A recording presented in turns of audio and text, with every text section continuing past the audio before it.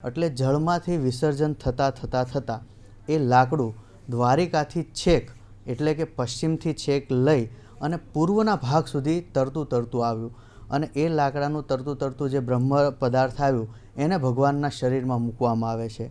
અને એની સાથે સાથે અત્યારના દિવસે પણ જ્યારે ભગવાનની મૂર્તિ 8 વર્ષે 12 વર્ષે અને 19 વર્ષે નવી બનાવીને મૂકવામાં આવે છે, તો એ સમયે આ જે બ્રહ્મ પદાર્થ છે એમને ભગવાનની મૂર્તિની અંદર મૂકવામાં આવે છે. પરંતુ એક સચોટ વાત એવી છે કે જ્યારે ભગવાનના શરીરમાં આ મૂકવામાં આવે છે ત્યારે આખા પુરીમાં, ઓડિશામાં જગન્નાથપુરી છે ત્યાં બધી જ જગ્યાએ આખું લાઇટનું શટડાઉન કરી દેવામાં આવે છે, પૂરેપૂરું અંધારું કરી દેવામાં આવે છે.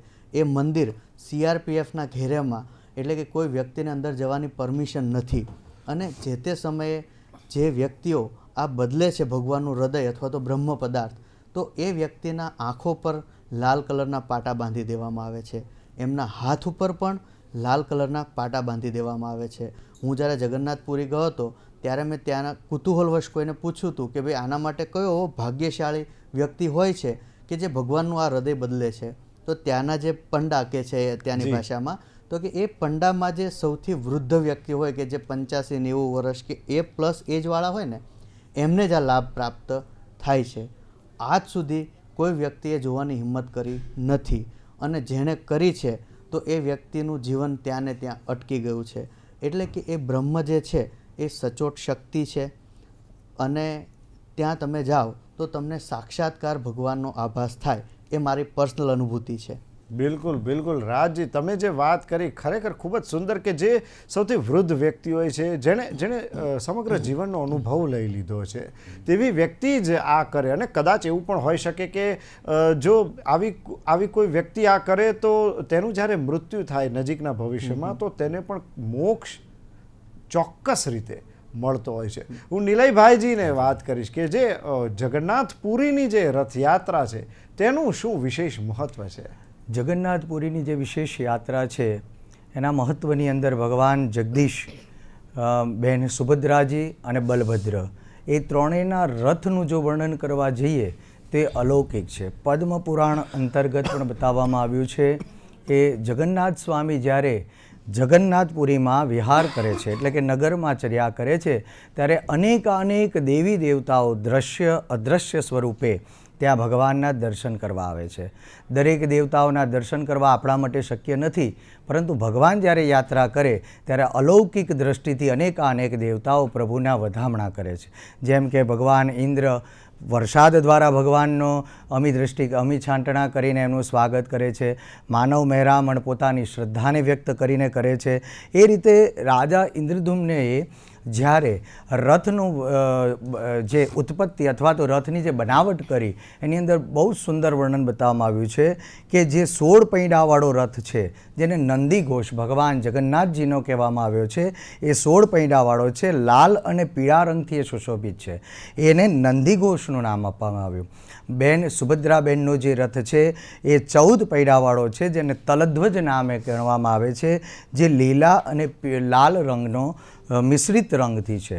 અને ભાઈ જે બલભદ્ર છે એનો જે છે એને 12 પૈડાવાળા એનાથી બનાવટ કરવામાં આવી છે, જેને દર્શનનું મહાત્મય ખૂબ સુંદર છે. જગન્નાથપુરીમાં અષાઢી સુદ બીજથી અષાઢી સુદ 11 સુધી 10 દિવસ સુધી આ યાત્રા કરવામાં આવે છે. એ યાત્રાની અંદર નગરના દરેક નિવાસીઓને ભગવાનના દર્શન થાય, ભગવાનની અનુભૂતિ થાય અને ભગવાનના પ્રેમનો અમી દ્રષ્ટિનો સાક્ષાત્કાર થાય. એ માટે જગન્નાથપુરીમાં આ રથનું મહાત્મય અતિ અનેક અને વિશેષ ઘણું છે. જી નિલયભાઈજી, મને બીજો પણ પ્રશ્ન થાય છે કે ત્યાં એવું કહેવામાં આવે છે કે જે રથ હોય છે ને તેનું માટે જે લાકડું પસંદ કરવામાં આવે છે તેને વસંત પંચમીથી તેની શરૂઆત થાય, કે ત્યારથી તે લાકડું છે તે પસંદ કરવામાં આવે છે.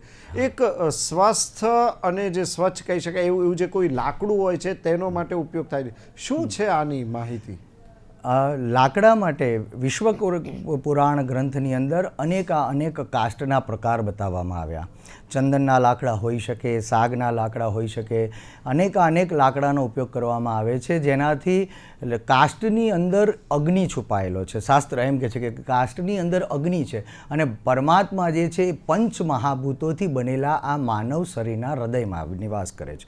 કાષ્ટનો અર્થ એ છે કે જેની અંદર સ્વયં અગ્નિ પ્રગટ થાય. એમ જે કાષ્ટને તમે જે રીતે ઉપયોગ કરવામાં આવે અથવા તો એ કાષ્ટને તમે એના દ્વારા અથવા તો એની સિદ્ધિ પ્રાપ્તિ માટે જ્યારે એનો ઉપયોગ કરવામાં આવે ત્યારે એ કાષ્ટથી બનાવેલ, જેમ કે મૃગાસન ઉપર તમે કોઈ યોગ ધ્યાન અભ્યાસ કરો તો તમને સિદ્ધિ સહજ પ્રાપ્ત થાય. એમ આ સાગના કાષ્ટની અંદર ભગવાન જ્યારે વિહાર કરે છે ત્યારે હૃદયમાંથી ભક્તિ આપોઆપ અને શ્રદ્ધા ઉત્પન્ન થાય છે. એ માટે આ કાષ્ટનો ઉપયોગ વિશ્વકર્મા પુરાણની અંદર એનો ઉલ્લેખ કરવામાં આવે છે. જી બિલકુલ. તો અત્યારે આપણે જોઈ શકીએ છીએ કે જે રીતે સરસપુર અત્યારે રથયાત્રા પહોંચી ગઈ છે, ભગવાન પોતાના મોસાળે પહોંચ્યા છે. અને મોસાળે તો આપણે કહેવું છે કે ભાઈ એક કહેવત પણ છે ગુજરાતીમાં કે મોસાળે જમણને માં પીરસનારી, એવી એક કઈ વાત જોવા મળે છે. ભગવાન જગન્નાથની 145મી રથયાત્રા નીકળી છે ત્યારે નગરજનોમાં છે અનેરો ઉત્સાહ જોવા મળી રહ્યો છે. લોકો દ્વારા છે તે કીર્તન મંડળીનું પણ આયોજન કરવામાં આવ્યું છે. ત્યારે આપણે એક એવા માણસ પાસેથી જાણીએ કે તેઓએ છે ને તમામ વેશભૂષા ધારણ કરી છે, ભગવાનના એક અવનવા તે અંદાજમાં જોવા મળી રહ્યા છે. ત્યારે તેઓની શું તૈયારીઓ છે તે વિશે જાણીએ. અમે 2 વર્ષથી કોવિડ મહામારીના કારણે અમે રથયાત્રાની તૈયારી ના કરી શક્યા. હવે અત્યારે અમને ખૂબ આનંદ આવે છે કે અમે 2 વર્ષ પછી રથયાત્રાના અંદર અમે અત્યારે યાત્રામાં જોડાવ્યા છે. હવે અમે આગળ ઠેક સુધી જ્યાં સુધી ભગવાન આવશે નહીં અહીંયા ઘર સુધી, ત્યાં સુધી અમે પૂરું ભજન મંડળી અને કીર્તન સાથે અમે બધા આનંદથી રાસલીલા રમશું. કેટલા સમયથી તમે તૈયારીઓ કરી છો? અમે ઘણા સમયથી જ્યારથી 10 વર્ષના હતા ત્યારથી અમે તૈયારીઓ કરી. જે રીતે વાત દ્વારા ભક્તગણ દ્વારા જણાવવામાં આવી રહ્યું છે તેઓ કે તે નાના હતા ત્યારથી તેઓમાં ભગવાન જગન્નાથનો એક ઉત્સાહ જોવા મળી રહ્યો છે. ત્યારથી તે ભજન કીર્તનની તૈયારીઓ કરી ચૂક્યા છે. ત્યારે અનેરો ઉત્સાહ અને આનંદની લાગણી છે તે લોકોમાં જોવા મળી રહી છે. ભજન મંડળીઓ છે તેઓ તેમની તૈયારીઓ કરી રહી છે. તંત્ર દ્વારા તમામ તૈયારીઓને આખરી ઓપ અપાઈ ગયો છે. ભગવાન છે તે નગરચર્યાએ નીકળી ચૂક્યા છે. ત્યારે ભગવાન છે તે થોડી ક્ષણોમાં લોકોની વચ્ચે જશે અને નગરજનોને દર્શન દેશે. જી તો આપણે 3 રથ જે છે તે હવે હાલ કહીએ તો જે મોસાળે મેં વાત કરી તેમ મોસાળે જમણને માં પીરસનારી, આ આખી અદ્ભુત વાત છે. અને જેમાં કહી શકાય કે હાલ 3 રથ જે છે તે હાલ મોસાળે પહોંચી ગયા છે. હાલ ભગવાનની 145મી રથયાત્રા આપ જોઈ રહ્યા છો ત્યારે ભાવિક ભક્તોનો જે ઉત્સાહ છે તે બમણો જોવા પડી રહ્યો છે. ક્યાંક જોવો છો કે રાસ રમાઈ રહ્યા છે તો ક્યાંક ભાવિક ભક્તો સતત તેમના ભજન કરી રહ્યા છે. બહાર ભગવાનના રથ છે તે નગરચર્યાએ નીકળ્યા છે. 3 રથો જે છે એ હાલ ભગવાન તમે જોઈ રહ્યા છો. 3 રથો જે છે એ બહાર મંદિરની બહાર છે. તેમાં ખાસ આગળ જે ભગવાનનો રથ છે જગન્નાથનો, ત્યારબાદ બહેન સુભદ્રાનો રથ છે અને છેલ્લે ભાઈ બળભદ્રનો રથ જોવા મળી રહ્યો છે. હાલ ભજન મંડળીઓ જે છે એ ભગવાનના ઉત્સાહ વધારી રહી છે. તેમના પણ ઉત્સાહમાં વધારો થઈ રહ્યો છે. હાલ જ્યાં જોયો ત્યાં ભક્તિમય વાતાવરણ જોવા મળી રહ્યું છે. ભગવાનના રીઝવવા માટે હર કોઈ ભક્ત જય રણછોડ જય માકણછોડના નાદ સાથે આગળ વધી રહ્યા છે. હાલ તમે જોઈ રહ્યા છો ભક્તોમાં જે હર્ષોલ્લાસની લાગણી છે તે બમણી મળી રહી છે. હાલ ભગવાનના ભક્તો જે છે જય રણછોડ જય માખણછોડના નાદ સાથે ઝૂમી રહ્યા છે. એક બાદ એક મંડળીઓ જે છે તે ભગવાનના કીર્તન ભજન ગાઈ રહી છે. બહાર ભગવાનના રથ છે તે હાલ આગળ જઈ અને ડગરચર્યાએ જશે અને ત્યારબાદ તેઓ આગળ સરસપુર જશે. જેમ આગળ વધશે તેમ દરેક ભક્તો તેનો લાવો લેશે. હજારો સુરક્ષા કર્મીઓ, હજારો ભક્તોની વચ્ચે ભગવાન દિનચર્યા રથ નીકળ્યો છે. નગરચર્યાએ હાલ તમે જોઈ રહ્યા છો ભગવાનના રથ નીકળ્યા છે. હાલ ભગવાન જગન્નાથની 145મી રથયાત્રા ચાલી રહી છે ત્યારે ભગવાન જગન્નાથ મંદિરથી પ્રસ્થાન કરી રહ્યા છે. ત્રણેય રથો હાલ મંદિરની બહાર નીકળ્યા છે અને આગળ ભાવિક ભક્તોને દર્શન દેવા માટે નગરચર્યાએ નીકળ્યા છે. ભગવાન જગન્નાથ, તેમના ભાઈ બળભદ્ર અને બહેન સુભદ્રા, તેમના ત્રણેયના રથ ભગવાન દર્શન દેવા માટે બહાર નીકળ્યા છે. હાલ જોઈ રહ્યા છો કે ભાવિક ભક્તોમાં એક બમણો ઉત્સાહ દેખાઈ રહ્યો છે. 2 વર્ષ બાદ ભગવાન બહાર દર્શન દેવા આવ્યા છે ત્યારે ભાવિક ભક્તોમાં એક અલગ જાતનો ઉત્સાહ છે.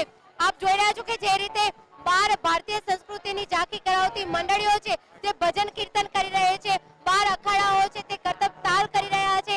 આ સાથે હાથી, ઊંટ, તમામ બાબતો છે તેનો કોઈક અનેરો જ ઉત્સાહ જોવા મળી રહ્યો છે. હાલ બહાર ભગવાનની મંદિરની બહાર પ્રસાદ પણ ધરાવવામાં આવ્યો છે. ભાવિક ભક્તો તેનો પ્રસાદનો પણ લાવો લઈ રહ્યા છે. પ્રસાદમાં મગનું ખાસ તેમજ ઠંડા પાણીનું અને ઠંડા શરબતનું ખાસ વ્યવસ્થા કરવામાં આવી રહી છે. ડ્રોન દ્વારા સતત સુરક્ષા સઘન કરવામાં આવી છે. પોલીસ કર્મીઓ પણ અહીંયા હાજર છે. ચુસ્ત પોલીસ બંદોબસ્ત ગોઠવી દેવામાં આવ્યો છે. અસામાજિક તત્વોનો ખ્યાલ ખાસ રાખવામાં આવી રહ્યો છે. ત્યારે હાલ ભગવાન જગન્નાથની જે રથયાત્રા છે તેનો ઉત્સાહ જે ભક્તો છે એનો લાવો લઈ રહ્યા છે. હાલ આપ જોઈ રહ્યા છો કે ભાવિક ભક્તોમાં એક બમણો ઉત્સાહ દેખાઈ રહ્યો છે. બહાર ભગવાન જગન્નાથ છે, તેમનો રથ છે, તેમના બાદ તેમના બહેન સુભદ્રા અને ભાઈ બળભદ્રનો જે રથ છે તે સતત નગરચર્યાએ નીકળ્યો છે અને ભાવિક ભક્તોને એમના દર્શન કરશે અને એમનો લાવો લેશે. 2 વર્ષ બાદ હાલ ભગવાન જે નગરચર્યાએ નીકળ્યા છે ત્યારે ભાવિક ભક્તો જે છે એનો ઉત્સાહ અનેરો છે તે ખાસ જોવા મળી રહ્યું છે. મંદિર છે તેના ઉપરથી હાલ આ વખતે કંઈક નવી સુવિધા કરવામાં આવી રહી છે. તમે જોઈ રહ્યા છો ઉપર ભગવાનને હેલિકોપ્ટર દ્વારા જે ફૂલો વરસાદ પણ કરવામાં આવી રહ્યો છે. સાથે કરતબના તાલો સાથે ભજન મંડળીઓના જે ગીત તાલ, જય જગન્નાથ જય રણછોડના તાલ સાથે ભગવાન જગન્નાથને સૌ કોઈ આવકારી રહ્યા છે. ભગવાન પણ ક્યાંક આ જોઈને હર્ષની લાગણી અનુભવી રહ્યા હશે. ભક્તોનો ભાવ જોઈ હાલ ભગવાન જગન્નાથમાં પણ ક્યાંક પ્રસન્ન થાય તેવું વાતાવરણ અહીંયા છે. ભક્તિમય વાતાવરણ અહીંયા આપ જોઈ રહ્યા છો. દરેક ભક્તોના મોઢે એક જ વાત છે, જય જગન્નાથ જય રણછોડ જય માખણચોર. ભાવિક ભક્તોમાં એક બમણો ઉત્સાહ દેખાઈ રહ્યો છે. તો રથયાત્રાનો માહોલ છે. આજે અષાઢી બીજના દિવસે ભગવાન જગન્નાથ નગરચર્યાએ નીકળ્યા છે. અમદાવાદમાં 145મી રથયાત્રાનો પ્રારંભ થઈ ગયો છે. ભગવાન તેમના ભાઈ બળભદ્રજી અને બહેન સુભદ્રાજી સાથે રથમાં સવાર થઈ ભક્તજનોને દર્શન આપવા નીકળ્યા છે.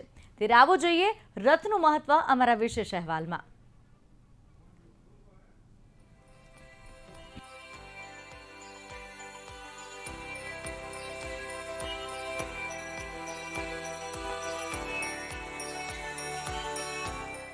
રથયાત્રામાં પ્રથમ આગમન નીલ માધવનું થાય છે. જગતના નાથ જે રથમાં સવાર થઈ ભક્તોને દર્શન દેવા નીકળ્યા છે તે રથ નંદી ઘોષના નામે ઓળખાય છે. પ્રભુનો રથ ચક્રધ્વજ, ગરુડ ધ્વજ અને કપિધ્વજના નામે પણ ઓળખાય છે. આ રથના અશ્વના નામ શંખ, બલાહક, શ્વેત અને હરિદાશ્વ છે.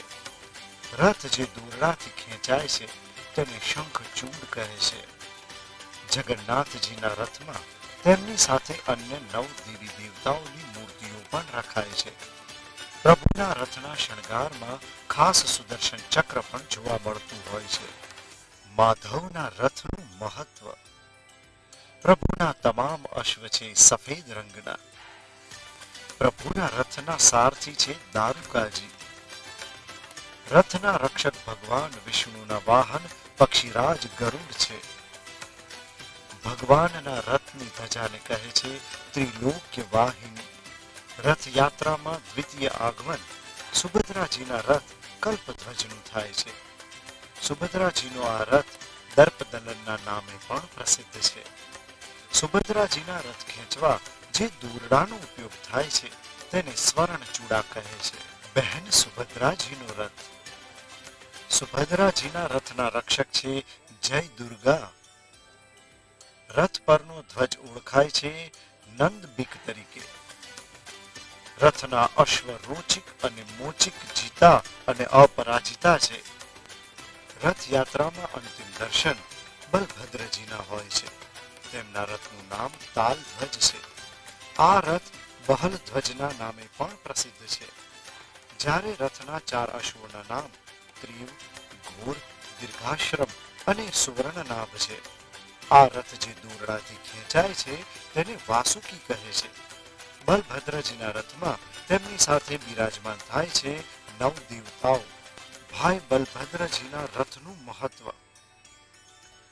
બલભદ્રજીના રથના સારથીનું નામ છે મતાલી. બલભદ્રજીના અશ્વનો રંગ શ્યામ છે. રથનો ધ્વજ ઉન્નાના નામથી પ્રસિદ્ધ છે. બલભદ્રજીના રથના રક્ષક છે વાસુદેવ. ભગવાન જગન્નાથ રથમાં બિરાજિત થઈ ભક્તજનોને દર્શન આપવા નીકળ્યા છે ત્યારે હજારો ભક્તો ઉમટી પડ્યા છે. નાથના આગમનની સાથે જ ભાવિક ભક્તો જય જગન્નાથના નાદ સાથે આકાશ અને આંગન ગજવી રહ્યા છે અને પ્રભુના દર્શન કરી ભક્તજનો ધન્યતા અનુભવી રહ્યા છે. પૂજા પંચાલ, ઈટીવી ન્યૂઝ, અમદાવાદ. તો એટલા અલૌકિક રથમાં સવાર થઈને ભગવાન જગન્નાથજી સ્વયં દર્શન આપવા માટે નગરચર્યાએ નીકળ્યા છે. રથ અત્યારે ખાડિયા પહોંચ્યા છે અને કરતબબાજો છે, અખાડા છે તે સરસપુર ખાતે પહોંચ્યા છે. પરંતુ સમગ્ર રથયાત્રાનો જે રૂટ છે 2 કિલોમીટરથી વધારે લાંબી જનમેદની છે અને તમામ લોકોના મનમાં એક ઉત્સાહ છે. ભગવાનના દર્શન કરવાનો આનંદ છે. ભગવાનનું આ વિશિષ્ટ સ્વરૂપ છે તેને નિહાળવાની એક આતુરતા છે તે તમામ ભક્તોમાં છે. કેટલાક ભક્તોની જે વાતો છે તે આપને સંભળાવીએ. અમે દર વર્ષે આટલા વખતથી 60-70 વર્ષથી જોવા જઈએ દર્શન કરવા. આજે 2 વર્ષ બાદ રથયાત્રા નીકળી છે ત્યારે શું કહેશો? હા, ભગવાન આપણને સમા રાખે બધાને. અમે ઉરે ભગવાન બધાને દર્શન આપે. અમે એવી ઈચ્છા માનીએ છીએ કે ભગવાન આવા અવસર કાઢે બધાના. અમે ઉમેદ રાખે બધાને, ઉમેદથી આપે ભગવાન. અમને બહુ સારું લાગશે. હા, હું આવી છું, મારા હસબન્ડ આવ્યા છે, મારી છોકરી આવી છે, મારા ભાઈ આવ્યા છે, ભાણા આવ્યો છે. બહુ સુંદર, બહુ સુંદર. અમે બોમ્બેથી આવ્યા છીએ જગન્નાથજીની રથયાત્રાનો આનંદ લેવા. હું છું, મારો સન છે હરિત મહેતા અને મારા શાળા સાહેબ છે. ભગવાન જગન્નાથજીને પ્રાર્થના એમને અમને બધાને એમની શરણમાં રાખે. અમે જગન્નાથ મંદિરના દર્શન કરીને વૈકુંઠનો અનુભવ કરીએ છીએ, જેમ વૈકુંઠમાં ફરી આવ્યા એવું. અમને બહુ જ આનંદ થયો. અમે તો ઘણા વર્ષો પછી અહીં આવ્યા છીએ પણ અમને બહુ જ આનંદ થયો આજે દર્શન કરીને. અમને ખરેખર બહુ આનંદ થયો છે અત્યારે આવીને કે ભગવાનના દર્શન થયા. ખરેખર બસ આપણા દેશને અને બહુ સારી રીતે આગળ વધે અને શાંતિ રહે, આપણા દેશમાં શાંતિ રહે અને ખૂબ પ્રગતિ કરે. અને મોદીજી એને અમારો બહુ બહુ નમસ્કાર છે. તો ભગવાન જગન્નાથજી અમદાવાદના રસ્તાઓ પર ફરી રહ્યા છે અને લોકોને દર્શન આપી રહ્યા છે. જગન્નાથજી, બલભદ્રજી અને સુભદ્રાજીનું આ સ્વરૂપ છે જે જ્યારે રથ પર સવાર થઈ અને નીકળ્યું છે ત્યારે રથયાત્રાનું જે મહત્વ છે તે વહેલી સવારથી અમે આપને જે પ્રમાણે કથાઓ બતાવી કે ભગવાન જગન્નાથજીનું સ્વરૂપ કેવી રીતે બન્યું, ભગવાનના રથ કેવી રીતે બન્યા, કાષ્ઠનું સ્વરૂપ ભગવાનનું શા માટે છે. પરંતુ વાત અહીં આવી છે કે ભગવાન કૃષ્ણનું અલૌકિક સ્વરૂપ છે. કૃષ્ણની જ્યારે વાત કરવી હોય ત્યારે શબ્દો ટૂંકા પડે. કૃષ્ણ એટલે પ્રેમ, કૃષ્ણ એટલે સ્થિતિસ્થાપકતા. ભગવાનનું એક એવું સ્વરૂપ છે કે જેને કોઈ પણ પ્રકારે તમે ભજી શકો, તમને માત્ર આનંદ જ આપે. કૃષ્ણ ભક્તિ એવી છે કે તમે ગમે તે સ્વરૂપે તેની ભજના કરો, તમને માત્ર ને માત્ર આનંદની અનુભૂતિ થશે. મારી સાથે 2 વિદ્વાનો છે, રાજરાની જાની જેઓ જ્યોતિષાચાર્ય છે, નિલયભાઈજી જેઓ વરિષ્ઠ કથાકાર છે. આ બંનેનું સ્વાગત છે. રાજભાઈ, આપ એક જ્યોતિષાચાર્ય છો. ભગવાન શ્રી કૃષ્ણની વાતો તો આપણે કરી છે અને હજુ પણ સમગ્ર દિવસ દરમિયાન તેની અલૌકિક વાતો છે તે કરવાની છે. રથયાત્રામાં જે રથનું મહત્વ હમણાં બતાવવામાં આવ્યું, પરંતુ જે કાષ્ઠના જે રથ બને છે તે નારિયેળનું કાષ્ઠ મારા ખ્યાલથી વપરાય છે. પણ ભગવાનની જે કાષ્ઠની મૂર્તિ છે તેમાં ભગવાન બનાવવા માટે કાષ્ઠની જ્યારે પસંદગી કરવામાં આવતી હોય ત્યારે શું માપદંડ અને શું ખાસ ધ્યાન રખાતું હોય છે? ચોક્કસપણે દર્શક મિત્રોને જણાવી દઉં તો ભગવાનની મૂર્તિ જે કાષ્ઠમાંથી બનાવવામાં આવે છે તો જનરલી ભગવાનની મૂર્તિ દર 8 વર્ષે, 12 વર્ષે અથવા 19 વર્ષે બદલવામાં આવતી હોય છે. એનું એક મહત્ત્વ એ છે, જેમ આપણે જન્મ લઈએ છીએ, જેમ આપણે જીવન પસાર કરીએ છીએ અને જેમ આપણું વિલીન મૃત્યુ થઈ જાય છે, તો સેમ રીતે ભગવાનની પણ આ રીતની પ્રોસેસમાંથી પસાર થાય છે. એટલે કે ભગવાન આપણી સાથે કનેક્ટ થાય છે. હવે ભગવાનને કયા પ્રકારના કાસ્ટ પ્રમાણે બનાવવાની મૂર્તિ, એ બધું વિશેષ પ્રમાણે તમને કહું તો શાસ્ત્રમાં ઉલ્લેખ છે કે જે કાસ્ટ અથવા તો જે લાકડું ખાસ કરીને લીમડાના ઝાડમાંથી બનાવવામાં આવે છે અને એ ઝાડ નદી કિનારા પાસે, પાણી તળાવ પાસે અથવા તો સ્મશાન ભૂમિની આસપાસ હોય એવી જગ્યા પસંદ કરવામાં આવે છે. એ ઝાડની આજુબાજુમાં સર્પો પણ ફરતા હોવા જોઈએ. સર્પો ફરતા હોય સાથે સાથે એ જે વૃક્ષ છે એ સીધું, ટટ્ટાર અને પહોળાઈમાં વધારે હોય એવું જોઈએ. અને એ ઝાડની અંદર મુખ્ય 4 શાખાઓ હોવી જોઈએ. અને એ સિવાય એ ઝાડને ઓળખવા માટે કે ભાઈ આ જ ભગવાન માટે પસંદ કરવામાં આવે છે, તો એ ઝાડ ઉપર શંખ, ચક્ર, ગદા, પદ્મ એવા વિશેષ ચિહ્નો પણ હોવા જોઈએ. અને કહેવામાં આવે છે કે આ ઝાડ ઉપર કોઈ પક્ષી બેસેલું ના હોવું જોઈએ, કોઈ પક્ષીનો માળો ના હોવો જોઈએ, અથવા તો કોઈ પણ રીતે એ પવિત્રતામાં ના થયેલું હોય. તો આવું ઝાડ શોધવા માટે પણ 200 થી 500 જણાની ટીમની ટુકડી હંમેશા એ ઝાડની શોધમાં જ હોય અને આવા ઝાડનું જતન કરે, સંરક્ષણ કરે અને જે તે સમયે ભગવાનની મૂર્તિ બનાવવાનું હોય ત્યારે એને વિશેષ પ્રમાણે તેની પૂજા વિધિ કરી અને કાપી અને પછી એમાંથી ભગવાનની મૂર્તિઓ બનાવતા હોય છે. અને જ્યારે મૂર્તિઓ બનાવે પછી જે હમણાં થોડી વાર પહેલાં આગળ કહ્યું એમ મૂર્તિની અંદર બ્રહ્મન રંધને પણ સ્થાપિત કરી અને પછી ભગવાનની અંદર એ ધબકતું હૃદય મૂકવામાં આવે છે. બિલકુલ, ભગવાનની અંદર ધબકતું હૃદય એટલે કે પ્રાણ પ્રતિષ્ઠા જ્યારે થાય છે, રથમાં પણ જ્યારે ભગવાન બિરાજમાન થયા છે ત્યારે ભક્તોને એવું લાગે છે કે સાક્ષાત ભગવાન આવ્યા છે. એટલે જે ઈશ્વર સાથેનો જે સાક્ષાત્કાર છે તે આ રથયાત્રામાં દેખાય છે. નિલેશભાઈ, જે રથનો ક્રમ આપણે જોઈએ, ભગવાન જ્યારે નગરચર્યાએ નીકળ્યા છે તો ભગવાન છે, સુભદ્રાજી છે, બલરામજી છે, આ ક્રમાંક કયા આધાર પર રાખવાનું છે? તેની પાછળ કોઈ ખાસ કારણ છે?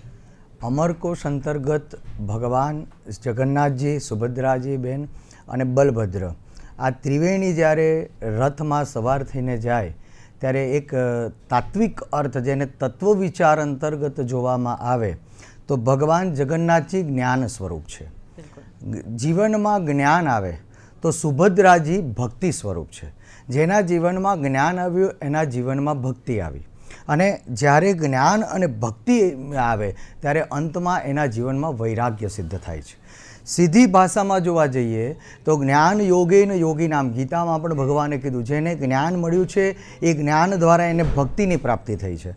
અને જેને ભક્તિ મળી છે, જો કે આપણે શ્રીમદ ભાગવતના પ્રહલાદ અંતર્ગત સંવાદમાં જોઈએ તો શ્રવણમ કીર્તનમ વિષ્ણુ સ્મરણમ પાદ સેવનમ અર્ચનમ વંદનમ દાસ્યમ સખ્યમ આત્મનિવેદનમ, આ 9 પ્રકારની ભક્તિ એટલે કે સુભદ્રાજી ભગવાનની ભક્તિનું દાન કરે છે.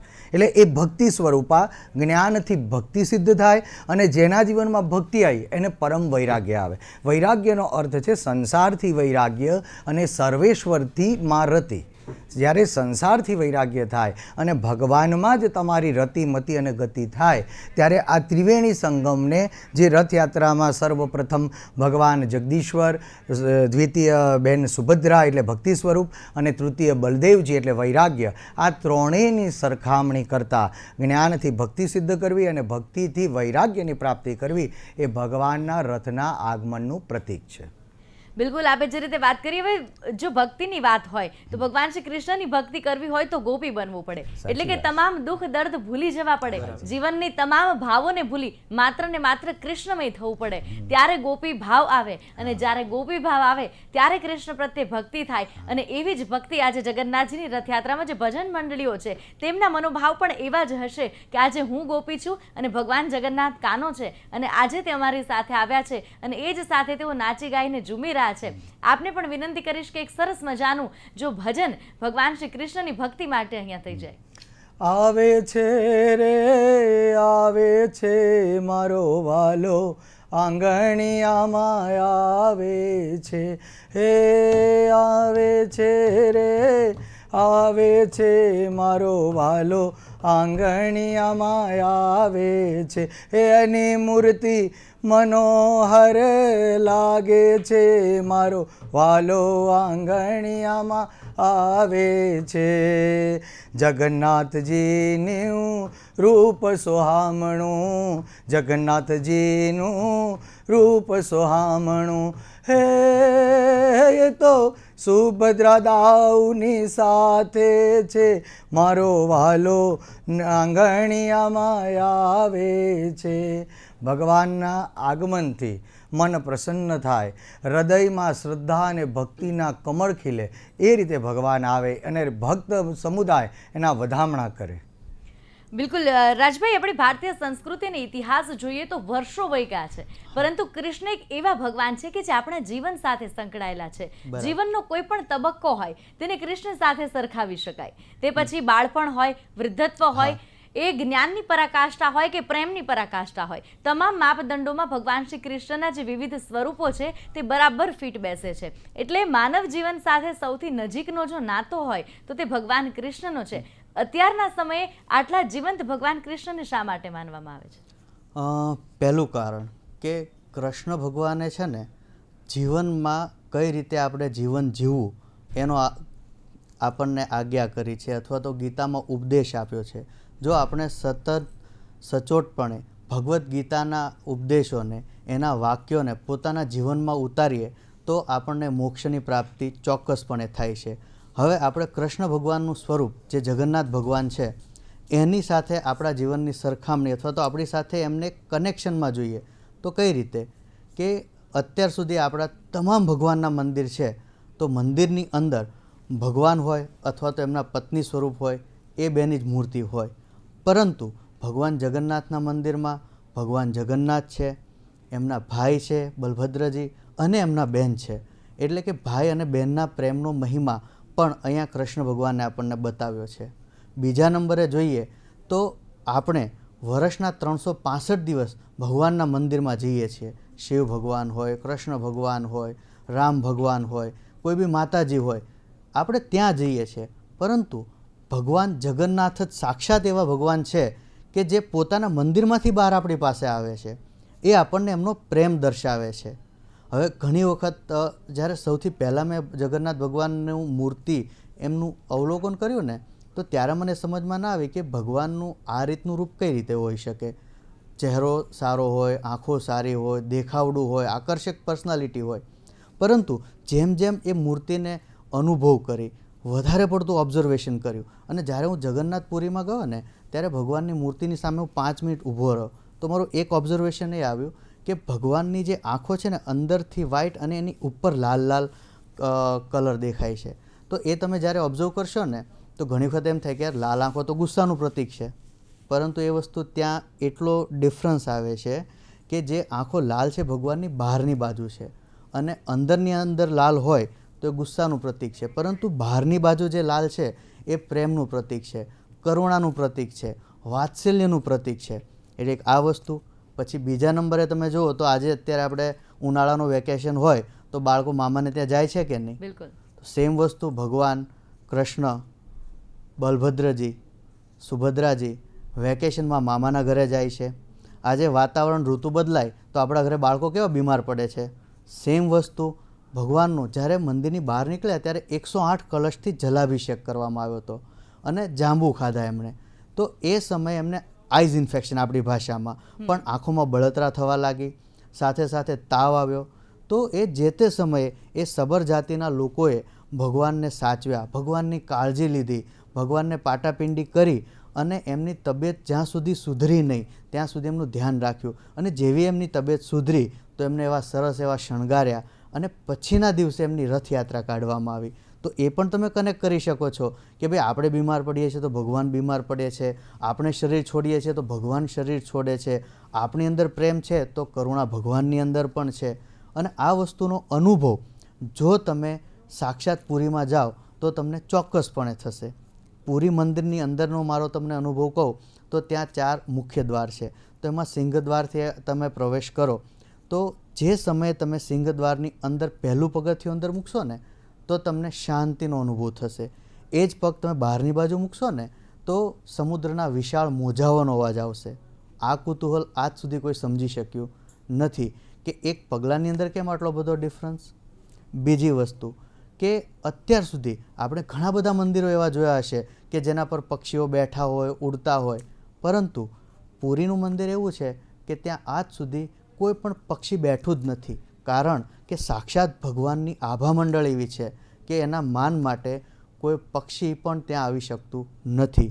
તમે જુઓ તો એ મંદિર 4 લાખ સ્ક્વેર ફૂટના વિશાળ જગ્યામાં બનેલું છે અને એની અંદર બીજા 30 થી 40 નાના નાના મંદિરો પણ છે. બટ એ બધી જગ્યાએ લાખો શ્રદ્ધાળુઓ આવે છે. અને હું જ્યારે ત્યાં ગયો હતો તો મેં જાતે જોયું હતું કે ત્યાં એક સાથે 7 થી લઈ અને 12 હાંડીઓમાં ખાવાનું બનાવતા હોય છે. એટલે નીચેથી લાકડાના અગ્નિથી પ્રગટાવે અને ભોજન બનતા બનતા જે સૌથી ઉપરની હાંડી હોય એમાં ભોજન પહેલાં તૈયાર થાય, જ્યારે નીચેનું હોય એમાં છેલ્લે. સાયન્સની રીતે તમે જુઓ તો જે જગ્યાએ વધારે અગ્નિ પ્રજ્વલિત હોય ત્યાં પહેલું પાકી જાય. પરંતુ આ પણ એક સાક્ષાત્કાર છે. બીજા નંબરે તમે જાતે જોઈ શકો છો કે ત્યાં ગયા પછી જે અન્ન હોય છે ને, જેટલા યાત્રાળુઓ હોય એમના માટે પૂરતું હોય છે. અને સાથે સાથે સાંજના ટાઈમે જ્યારે વિસર્જન થતું હોય છે ત્યારે અન્ન ખતમ બી થઈ ગયું હોય છે, તો અન્નનો ત્યાં બગાડ નથી થતો. એટલે ત્યાંના અન્નને એ લોકો મહાપ્રસાદ તરીકે ઓળખે છે. એટલે મહાપ્રસાદની બી વાત છે. ત્રીજી એક અગત્યની વસ્તુ કે જે બહુ ઓછા લોકોએ નોટિસ કરી હોય કે આપણી અંદર 8 પ્રહર હોય છે. તો ભગવાન જગન્નાથ સાક્ષાત 7 પ્રહર સુધી બધાને દર્શન આપે છે. આવું બીજા કોઈ મંદિરમાં નથી. ભગવાનને નવડાવે છે, ભગવાનને જમાડે છે, વસ્ત્રો અલંકારો સુશોભિત કરે છે, ભગવાન બધાને દર્શન આપે છે. અને જે ચોથું પ્રહર છે ત્યારે પણ ભગવાન સૂતા નથી. એ સમયે માન્યતા એવી છે કે દેવી દેવતાઓ પણ ભગવાનની પૂજા કરે છે. અને આ વસ્તુની તમને પ્રૂફ એ રીતે થશે કે આપણે કોઈ પણ ભગવાન હોય એમની આંખો પર પાપણ હોય છે. જગન્નાથ ભગવાનની આંખો પર પાપણ જ નથી, તો જો પાપણ ના હોય તો ઊંઘવાના કઈ રીતે? એ તો જાગતા જ દેવ છે. એટલે આ રીતે તમે જુઓ તો ભગવાન આપણા જેવા છે, આપણા જેવું એમની જીવનશૈલી છે અને આપણી સાથે એકદમ કનેક્ટેડ છે. બિલકુલ. તો દ્રશ્યો આપે હમણાં જે જોયા ITV ન્યૂઝ પર કે ભગવાનની જે નગર યાત્રા નીકળી રહી છે તેના આકાશી દ્રશ્યો ખાસ અહીંયા બતાવ્યા છે. તો જય જગન્નાથ, જય રણછોડ, જય માખણચોરના નારા ફરી અષાઢી બીજે ગુંજી રહ્યા છે. દેશમાં સૌથી મોટી રથયાત્રા ઓરિસ્સાના પુરી અને ગુજરાતના અમદાવાદમાં નીકળી છે, જેમાં પુરીની યાત્રાનું વિશેષ મહત્વ છે. ત્યારે ઘણા ઓછા લોકોને ખબર છે કે પુરીમાં બિરાજમાન ભગવાન કૃષ્ણની કહાની શું છે.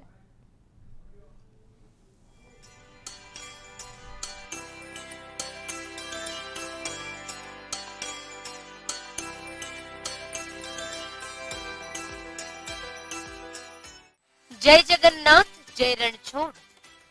12 વર્ષે બદલાય છે ભગવાનની મૂર્તિ. આંખે પાટા બાંધી કરાય છે મૂર્તિની સ્થાપના. રથ પર નીકળે છે વિશ્વનો નાથ. ભગવાનના મંદિરની 3 મૂર્તિઓ દર 12 વર્ષે બદલવામાં આવે છે. જૂની મૂર્તિઓની જગ્યાએ નવી મૂર્તિઓની સ્થાપના કરવામાં આવે છે. મહત્વની વાત તો એ છે કે જ્યારે પણ પુરીમાં મૂર્તિ બદલવામાં આવે ત્યારે સમગ્ર મંદિરની જ નહીં પરંતુ સમગ્ર શહેરની લાઈટો ગુલ કરી દેવામાં આવે છે. અને જે મહારાજ મૂર્તિ બદલે તેની આંખે પણ પાટા બાંધી દેવામાં આવે છે. કૃષ્ણએ કર્યો દેહ ત્યાગ. આજે પણ ધબકે છે ભગવાનનું હૃદય. લાકડાની મૂર્તિમાં ભગવાનનો સાક્ષાત્કાર. બીજી એક પૌરાણિક કથા અનુસાર ભગવાન કૃષ્ણએ પોતાનો દેહ ત્યાગ કર્યો અને તેમના અંતિમ સંસ્કાર કરવામાં આવ્યા. તેમના શરીરમાં તમામ અવયવોમાં માત્ર હૃદયને છોડીને બીજા અવયવો પંચતત્વોમાં વિલીન થઈ ગયા. પરંતુ ભગવાનનું હૃદય ધબકતું રહ્યું હતું. માત્ર દર્શનથી જ લોકોને પણ મોક્ષ મળી જાય છે. રથમાં બિરાજે છે ભગવાન જગન્નાથ. નગર યાત્રાથી આપે છે ભક્તોને દર્શન. ભગવાનના દર્શનથી મળે છે મોક્ષ. હિન્દુ ધર્મમાં 4 ધામની યાત્રાનું છે અનેરું મહત્વ. બદ્રીનાથ, દ્વારિકા, રામેશ્વરમ અને પુરી પણ ગણાય છે મોક્ષધામ. પણ હાલ પુરીમાં તૈયારી ચાલી રહી છે ભગવાન જગન્નાથની રથયાત્રાની. કહેવાય છે કે વર્ષો પછી વ્રજના લોકો કુરુક્ષેત્રમાં ભગવાનને મળ્યા ત્યારે ભગવાનને વૃંદાવન લઈ જવાનો આગ્રહ કર્યો અને તેમના રથને ઘેરી લીધો. અને ત્યારથી જ અષાઢ મહિનાની શુક્લ પક્ષની બીજી તિથિએ શ્રી જગન્નાથ પુરીમાં એક વિશાળ રથયાત્રાનું આયોજન કરવામાં આવે છે. ભગવાન જગન્નાથની રથયાત્રા પુરીની હોય કે ગુજરાતની, ભાવિક ભક્તો લાખોની સંખ્યામાં દર્શને આવે છે અને ભાવિક ભક્તો રથયાત્રામાં ભગવાન જગન્નાથ, ભાઈ બળભદ્ર અને બહેન સુભદ્રાની નગર યાત્રાના દર્શન કરી ધન્યતા અનુભવે છે. Bureau report, ATB news.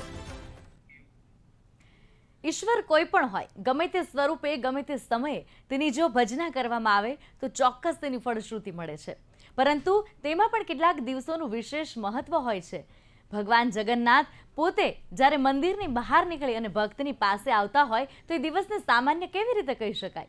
Rajbhai, આજનો દિવસ એટલા માટે તો ખાસ છે જ કે ભગવાન સામે ચાલીને ભક્તને મળવા આવે છે. પરંતુ આજના દિવસનો જ્યોતિષની દ્રષ્ટિએ મહત્વ શું છે?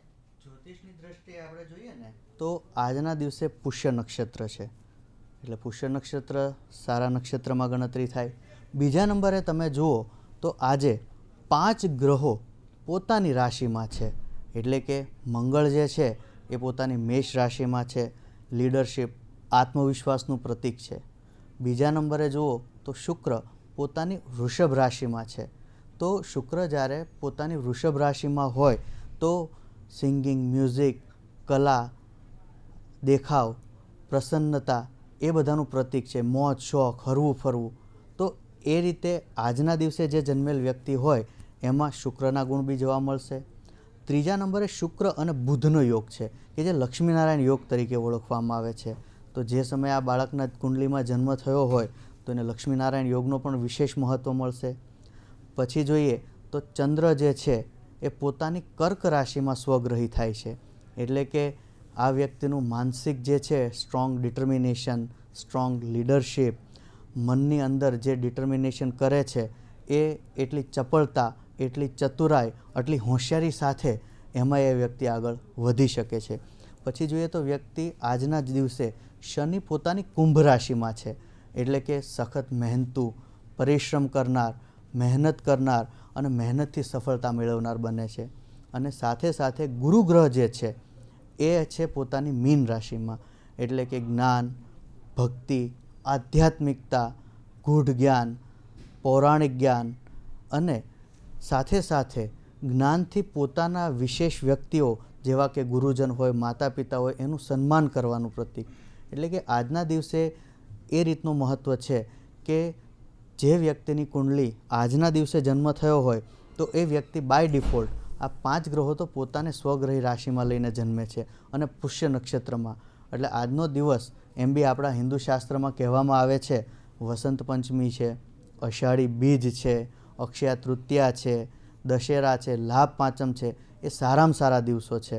તો જ્યોતિષની રીતે સારામાં સારો દિવસ, સારામાં સારા ગ્રહોની પરિસ્થિતિ, સારામાં સારું નક્ષત્ર, એટલે આજે તમે કોઈ ધારો કામ તો એ તમારું સરળતાથી પાર પડી શકે છે. તમે કોઈ સંકલ્પ લો અને ભગવાનને સમર્પિત કરો તો એ કામ પણ તમારું ચોક્કસપણે ભગવાન જગન્નાથ પૂરું કરી આપશે. બિલકુલ, ભગવાન જગન્નાથની જ્યારે નગરચર્યા છે, કહેવાય છે કે રથ પર બિરાજમાન થયેલા ભગવાન જગન્નાથના જો દર્શન પણ થઈ જાય તો તમારું જીવન સફળ થઈ જાય. ભગવાનના રથના જે દોરડા છે તેને તમે સ્પર્શ કરી શકો, કે રથને સ્પર્શ કરી શકો તો તમારી વિટંબણાઓ છે તેનો નાશ થઈ જાય. આ પ્રકારની પણ લોકવાયકાઓ છે.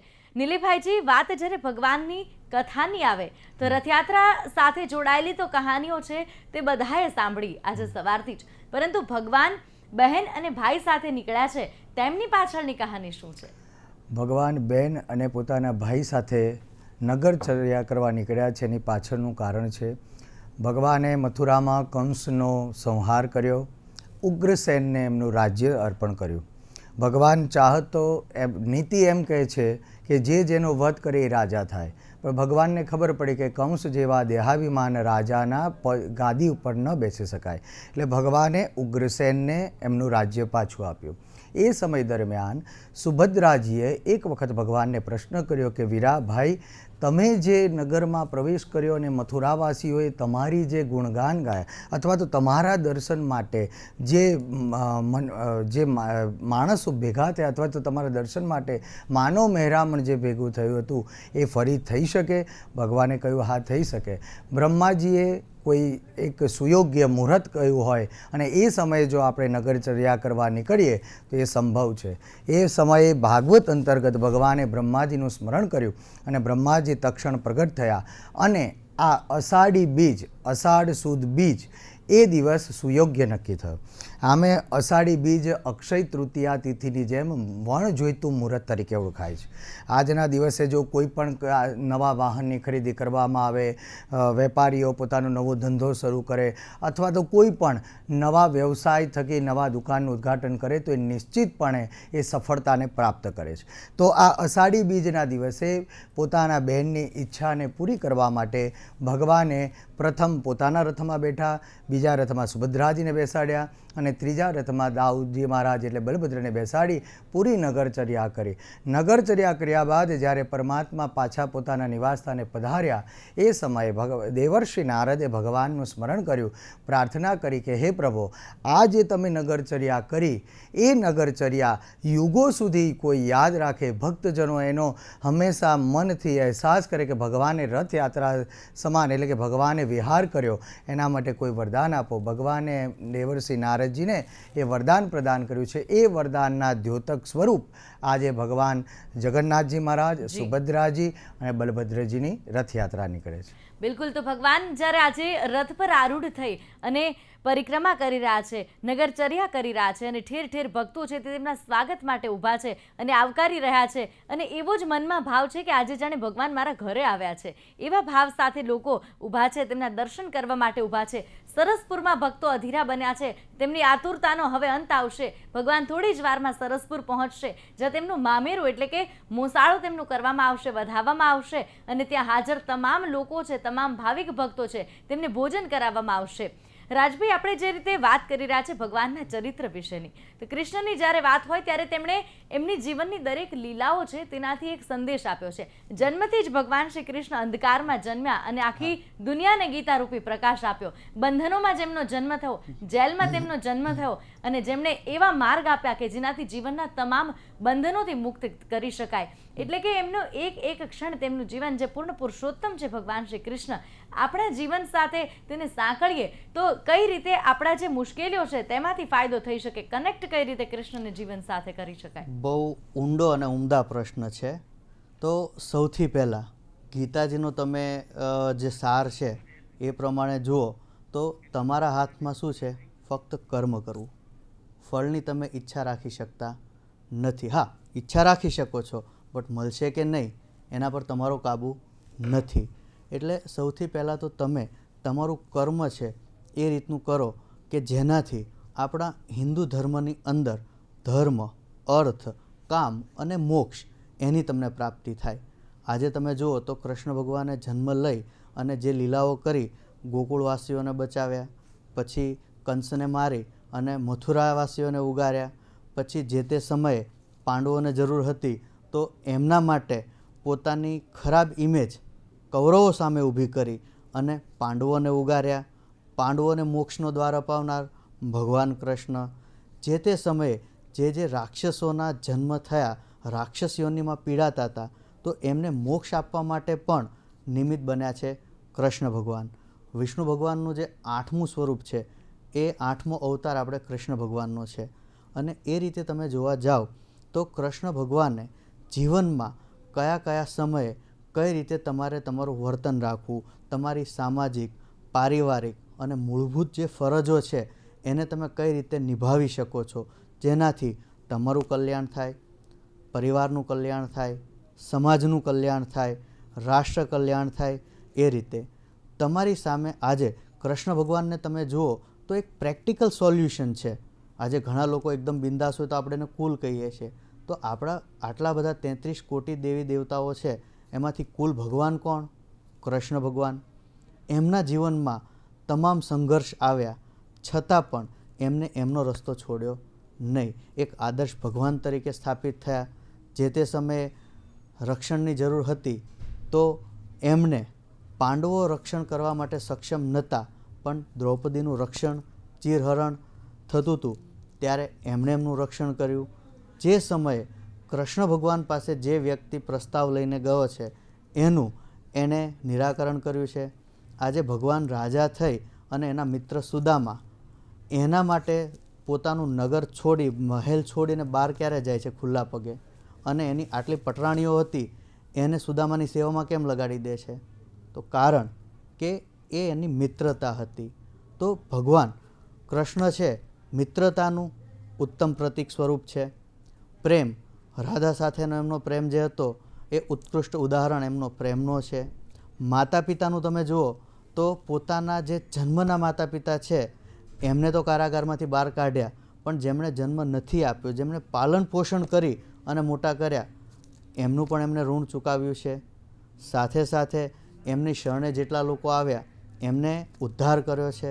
તો એ રીતે આપણે જીવનમાં કૃષ્ણ ભગવાનને એક આદર્શ ભગવાન તરીકે જોઈએ અને એમના જે સંદેશા છે એમને પોતાના જીવનમાં ઉતારીએ તો ચોક્કસપણે હું માનું છું કે આપણા ધર્મ પ્રમાણે ધર્મ, અર્થ, કામ અને મોક્ષ, એટલે કે આ પણ ભગવાન કૃષ્ણએ જ આપણને આપ્યું છે કે તમે નાના હો ત્યારે તમારા અભ્યાસમાં તમારું કરી લો, કે પહેલાં ભણી લો સારી રીતે, પછી તમારો જે બીજો આપણા જે 4 આશ્રમ હોય એ પ્રમાણે પહેલાંમાં તમારો અભ્યાસ, બીજામાં તમારી સામાજિક જવાબદારીઓ, ત્રીજા સ્ટેજ ઉપર તમે તમારે જવાબદારીઓ ઉપરાંત દેશ માટે, સમાજ માટે બીજું શું વિશેષ કરી શકો છો એ કરો.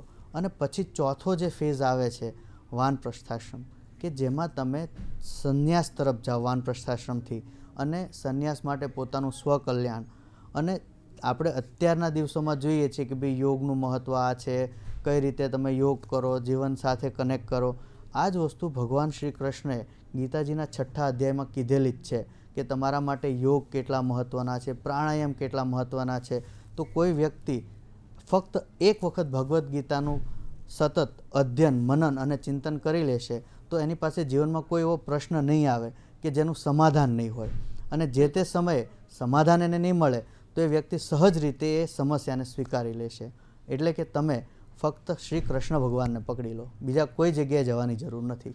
બિલકુલ, ખૂબ સરસ વાત તમે કરી કે ભગવદ્ ગીતા છે, હું તો તેને એક પથદર્શક માનું છું. દુનિયાની એવી કોઈ પણ સમસ્યા નથી કે જેનો તોડ ગીતામાં ન હોય, અને ભગવાન શ્રી કૃષ્ણના જીવનની એવી એક પણ લીલા નથી કે જેમાંથી તમને શીખવા ન મળે. મેનેજમેન્ટ ગુરુ તરીકે ભગવાન શ્રી કૃષ્ણને આપણે હંમેશા જોઈએ છીએ. નીલીભાઈ, વાત જ્યારે જગન્નાથ ભગવાનની હોય ત્યારે જગન્નાથ ભગવાનની જે પ્રાગટ્ય છે તેની કથા તો આપણે સાંભળી કે રાજા ઇન્દ્રદ્યુમ્નને જે સ્વપ્ન આવ્યું અને ભગવાનની રચના થઈ, પરંતુ આ ભગવાનનું જે સ્વરૂપ છે, મોટી આંખો છે ભગવાનની, આ સંકેત શું આપે છે? પરમાત્મા જગન્નાથજીનું જે નયન વિશાળ છે. સર્વપ્રથમ જગન્નાથજી ભગવાનની જે આંખો મોટી છે એનો અર્થ કે એમની દ્રષ્ટિ વિશ્વવ્યાપક છે. જેમ વિષ્ણુ સહસ્ત્ર નામમાં એક ભગવાનનું નામ છે વ્યાપકેન ઇતિ વિષ્ણુ, જે સમગ્ર સંસારમાં, સૃષ્ટિમાં પોતાનું પ્રાધાન્ય અથવા તો પોતાનું અસ્તિત્વ ધરાવે છે. એટલે ભગવાનનો પહેલાં તો નયન વિશાળ છે, જેના એક લૌકિક રીતે જોવા જઈએ તો જે દૂરથી પોતાના ભવિષ્યને અથવા પોતાના ઉપર આવતા સંકટોને બધું વિચારી અને એને યોગ્ય મેનેજમેન્ટથી જ્યારે કરી લે, એ પ્રમાણે ભગવાન ભક્તોના દુઃખને પણ પોતાના વિશાળ નયનથી દ્રષ્ટિપાત કરે છે. જો કે આચાર્ય ચરણ વલ્લભાચાર્ય મહારાજે તો મધુરાષ્ટકમમાં સ્પષ્ટ કહી દીધું, મધુરાધિપતિ અખિલમ મધુરમ. પરમાત્માનું સકલ મધુર છે, પરમાત્માનું એક એક અંગ મધુર છે. પણ જ્યારે આંખની ચર્ચા કરીએ ત્યારે ભાગવતમાં કહ્યું છે અક્ષણવતા ફલમ મિદા પુદાનઃ. જેનો બ્રહ્માજીએ જે આંખ બનાવી એ આંખથી પરમાત્માના દર્શન થાય. આંખનું સાફલ્ય એ છે કે પ્રભુના દર્શન કરવા. જેમ કે આજે અષાઢી બીજ છે, ભગવાન રથ લઈને નીકળ્યા છે, ભગવાન ભક્તોને મળવા સામેથી નીકળ્યા છે. કોઈ વીઆઈપી મનુષ્ય જ્યારે પોતાના પદને છોડી અને અસાધારણ હોવા છતાં સાધારણ વ્યક્તિઓની મધ્યમાં આવે, એમ ભગવાન અસાધારણ હોવા છતાં, જો કે ભાગવતમાં તો એટલું પણ વર્ણન છે કે બ્રહ્મ આદિ દેવતાઓ પણ પરમાત્માના દર્શન કરી શકતા નથી. બરાબર? તો એવા પરમાત્મા આજે ભક્તોને દર્શન આપવા સામેથી આવ્યા છે. બરાબર? તો ભગવાનનું નયન વિશાળ છે, ભગવાનનું હાસ્ય મધુર છે, ભગવાનનું સ્વરૂપ મધુર છે. અને દ્રશ્યતામ મધુરમ યતઃ શ્રી કૃષ્ણ.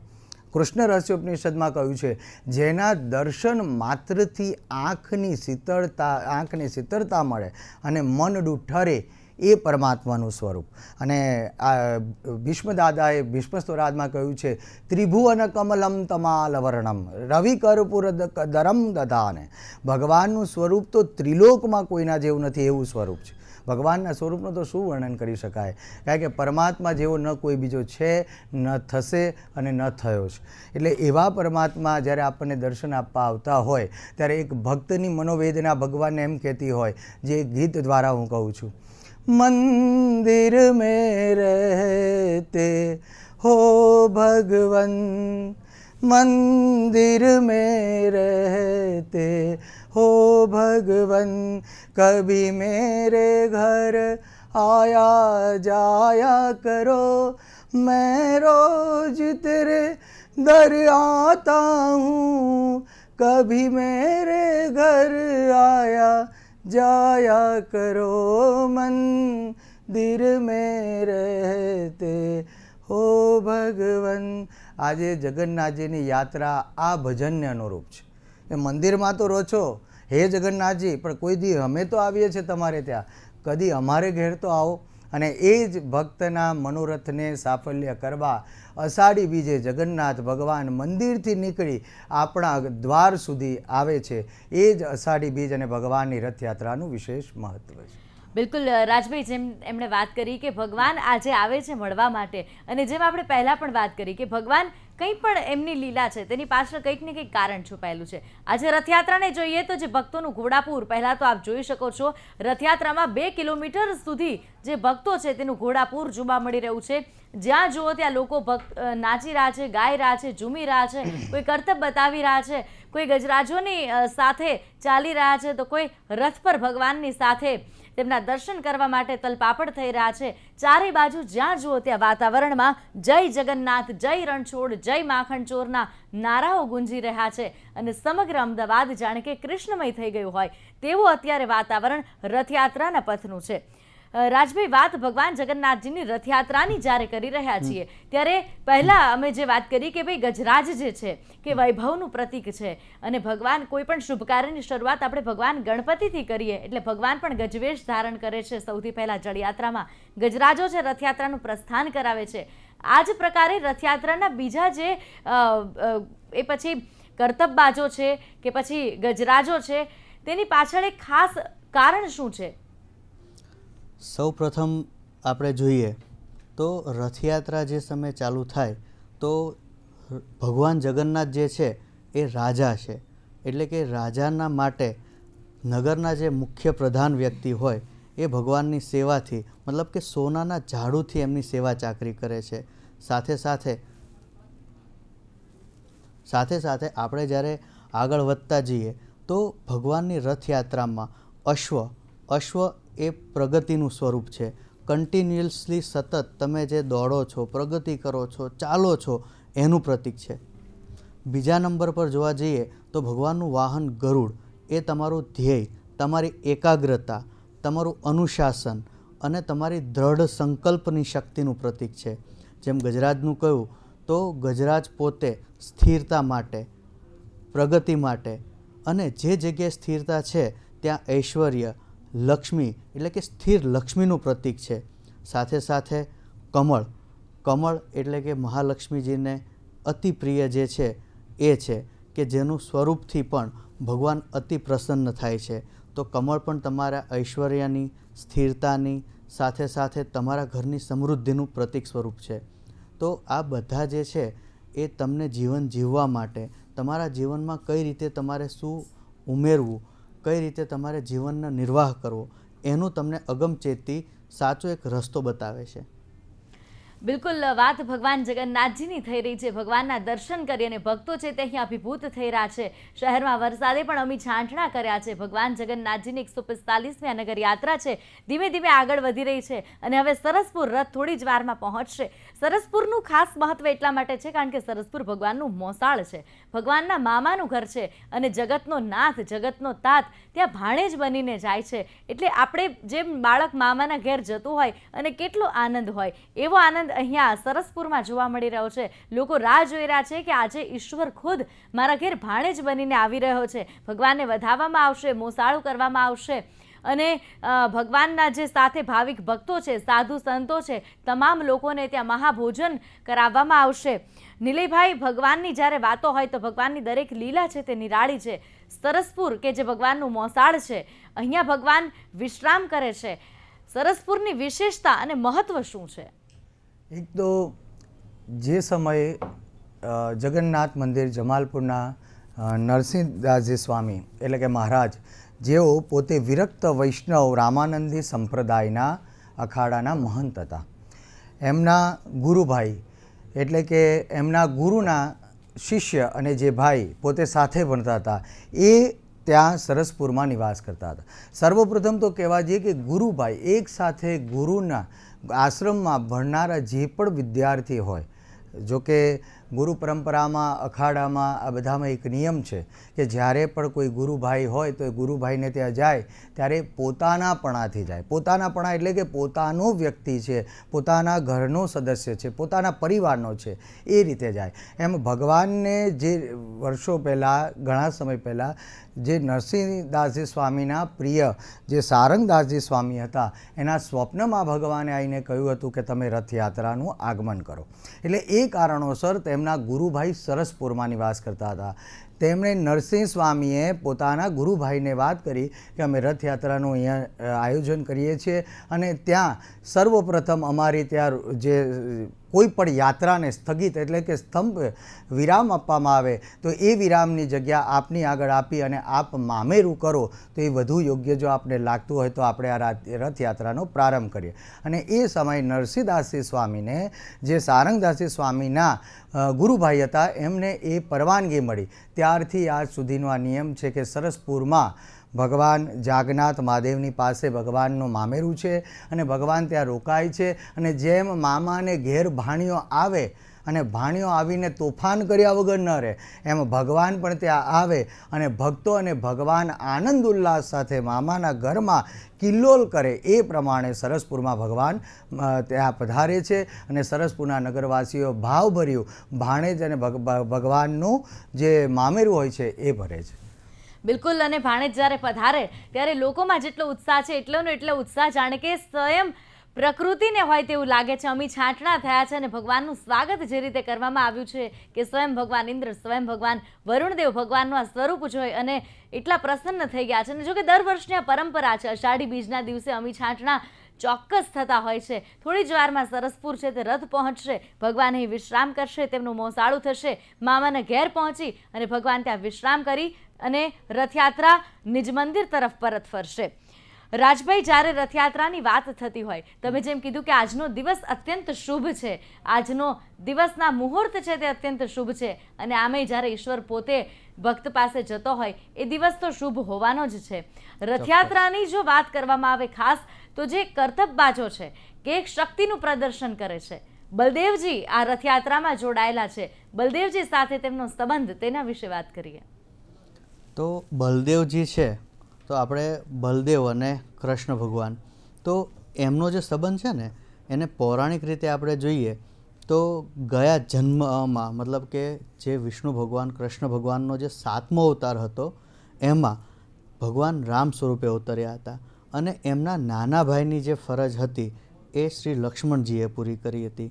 બળભદ્ર, લક્ષ્મણજી અને વિષ્ણુ ભગવાનનો શેષનાગ એટલે કે ત્રણેય સ્વરૂપ એક જ છે. ભગવાન વિષ્ણુ હતા તો એમની સાથે શેષનાગ છે એમની શૈયા પર રહેવા માટે. જ્યારે ભગવાન શ્રી રામ આવે છે તો એમની સાથે લક્ષ્મણજી આવે છે અને આ જન્મમાં મતલબ કે કૃષ્ણ ભગવાનની સાથે બળભદ્ર એમના મોટા ભાઈ તરીકે આવે છે. તો એના પાછળનું એક કનેક્શન એવું છે કે પાછલા જન્મમાં રામ અવતારમાં જ્યારે લક્ષ્મણ તરીકે બલભદ્રજીએ ભગવાન સાથે અવતરણ કર્યું ત્યારે એમણે આખી જિંદગી એમ કહ્યું કે હે ભગવાન, મેં મારી આખી જિંદગી નાના ભાઈ તરીકે તમારી સેવા કરી. તમારા પત્નીના વિયોગમાં હું તમારી સેવા કરવા માટે હું તમારી સાથે આવ્યો કે તમારા લીધે મેં મારી પત્ની છોડી દીધી. મેં મારું જીવન જે છે એ તમારી સેવામાં વ્યતીત કર્યું અને એક નાના ભાઈ તરીકે જે મેં બધું કર્યું છે એના લીધે મને ઘણી બધી કષ્ટ અને પીડા આ જન્મમાં થઈ છે. હું મૂર્છિત થયો, મારી શક્તિઓ ક્ષીણ થઈ, પછી બીજા કોઈ વ્યક્તિએ મને ઉજાગર કર્યો, મારા માટે જડીબુટ્ટી લાયા અને મેં છતાં તમારી સેવા કરી અને મારો જન્મ પૂરો કર્યો. તો હવે આવતા જન્મમાં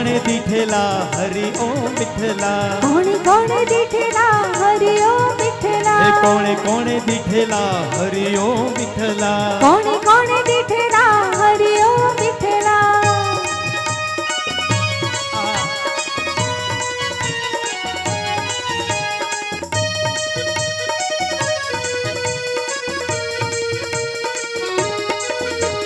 मथुराમાં આવેલા હરિ ઓમ વિઠલા મથુરામાં આવેલા હરિ ઓમ વિઠલા હે મથુરામાં આવેલા હરિ ઓમ વિઠલા મથુરામાં આવેલા હરિ ઓમ વિઠલા હે વાસુદેવે દીઠેલા હરિ ઓમ વિઠલા વસુદેવે દીઠેલા હરિ ઓમ વિઠલા હે ગોકુળમાં આવેલા હરિ ઓમ વિઠલા ગોકુળમાં આવેલા હરિ ઓમ વિઠલા હે ગોકુળમાં આવેલા હરિ ઓમ વિઠલા ગોકુળમાં આવેલા હરિ ઓમ વિઠલા નંદ બાબાએ દીઠેલા હરિ ઓમ વિઠલા નંદ બાબાએ દીઠેલા હરિ ઓમ વિઠલા હે વિઠ્ઠલ વિઠ્ઠલ વિઠ્ઠલ વિઠ્ઠલ વિઠ્ઠલ વિઠ્ઠલ વિઠ્ઠલ વિઠ્ઠલ વિઠ્ઠલ વિઠ્ઠલ વિઠ્ઠલ વિઠ્ઠલ વિઠ્ઠલ વિઠ્ઠલ વિઠ્ઠલ